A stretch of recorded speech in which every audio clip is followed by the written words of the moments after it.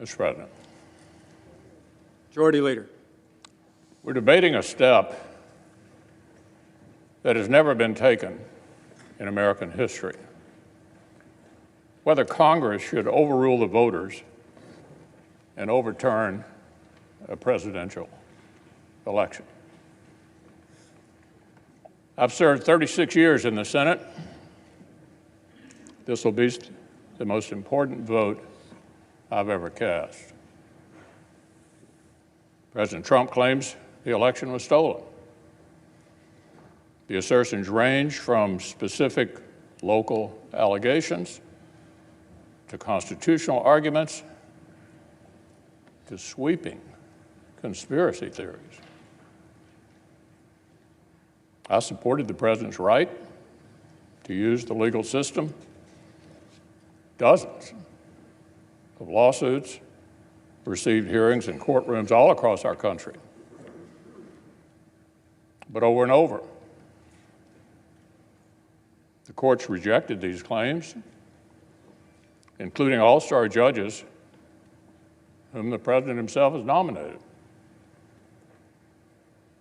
Every election, we know, features some illegality and irregularity, and of course, that's unacceptable. I support strong state-led voting reforms.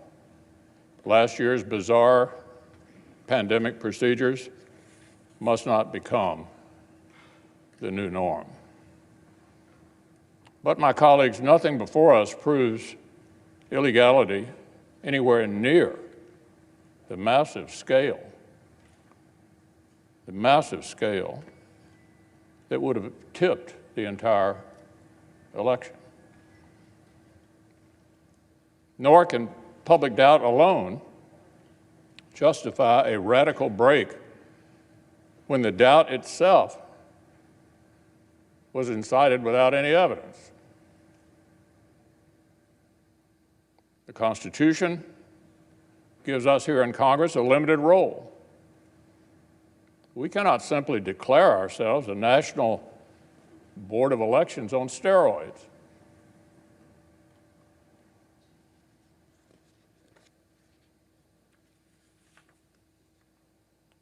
The voters, the courts, and the states have all spoken. They've all spoken. If we overrule them, it would damage our republic forever. This election actually was not unusually close. Just in recent history, 1976, 2000, and 2004 were all closer than this one. The Electoral College margin is almost identical to what it was in 2016. If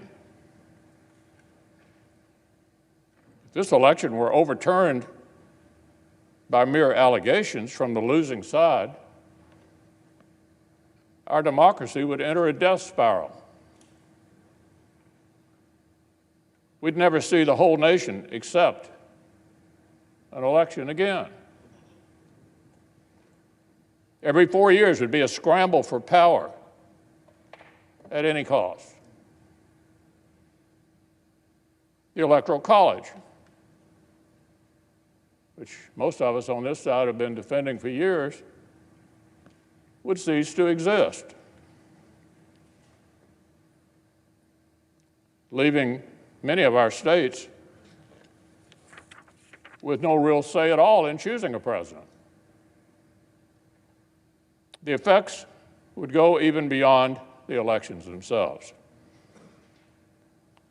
Self-government, my colleagues, requires a shared commitment to the truth and a shared respect for the ground rules of our system.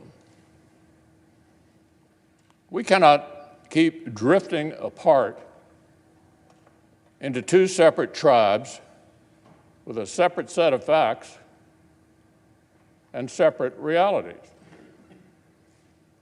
with nothing in common except our hostility towards each other and mistrust for the few national institutions that we all still share. Every time in the last 30 years that Democrats have lost a presidential race, they've tried a challenge just like this.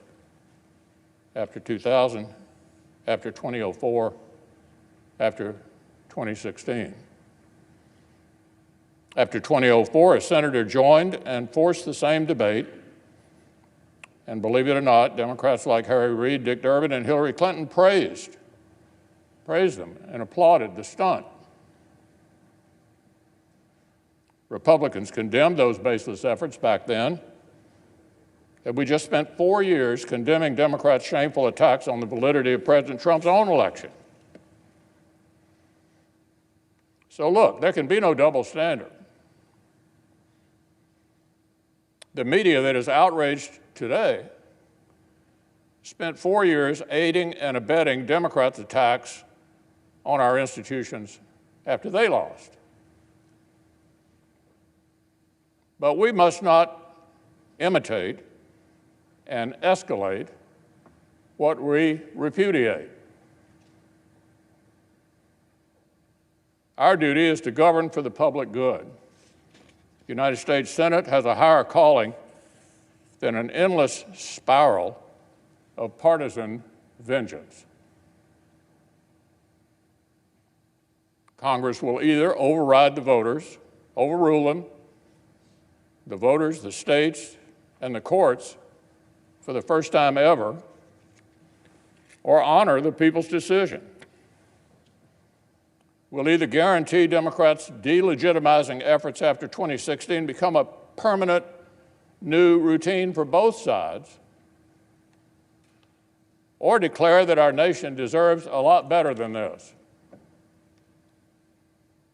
We'll either hasten down a poisonous path where only the winners of election actually accept the results,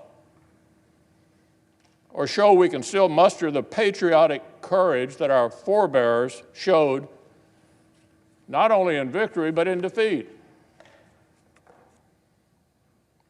The framers built the Senate to stop short-term passions from boiling over and melting the foundations of our republic.